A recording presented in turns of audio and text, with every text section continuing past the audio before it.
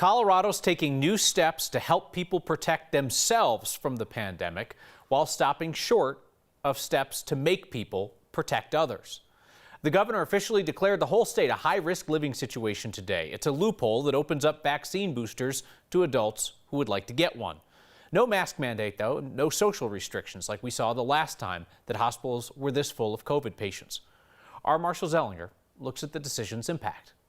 I have a 14-month-old son named Morris, and he was born with a cleft lip and palate. Molly Schaefer's family has recently been impacted by COVID. Indirectly. Her son was supposed to have his second cleft lip and palate surgery a few weeks ago at Children's Hospital. His surgery was canceled 36 hours before he was supposed to have it. There were no surgical ICU beds, and then our surgeon also said that there was a shortage of OR nurses. Citing patient privacy, Children's Hospital could not talk about Morris's case, but said deferring non-emergent surgeries is one option when experiencing high-capacity constraints. Luckily for us, he doesn't have any issues with breathing or eating. It's really just going to impact his speech. She wants the governor to mandate changes that could help make rescheduling easier. It just boggles the mind that we wouldn't be putting in these preventative measures that we've all lived through for, most of 2020 and half of 2021. I would say that the state is pretty much on fire with COVID. There's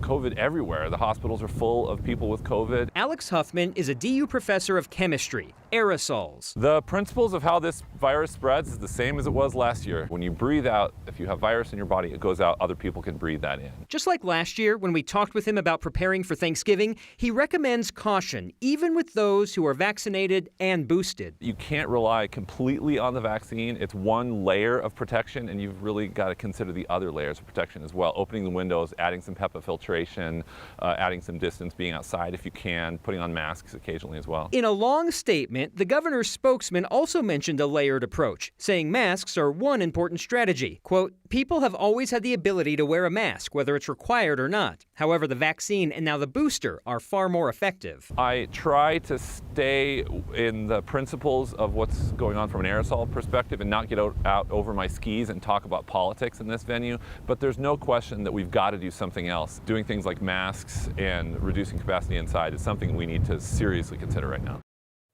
Going back to the statement from the governor, he makes clear some local counties and health departments have mask mandates, and local jurisdictions can add some of those restrictions. In other words, Kyle, it doesn't all fall on the governor. We've seen some super conservative states prohibit local jurisdictions from going farther with pandemic health rules and that kind of thing. Not Colorado. So some local county wants to go for it. Get on. Yeah, this message isn't we're not going to stop you from doing it, but if you want to, go ahead. I may not do it, but it's your county. If you think it's worthy, go for it. All right. Thank you, Marshall.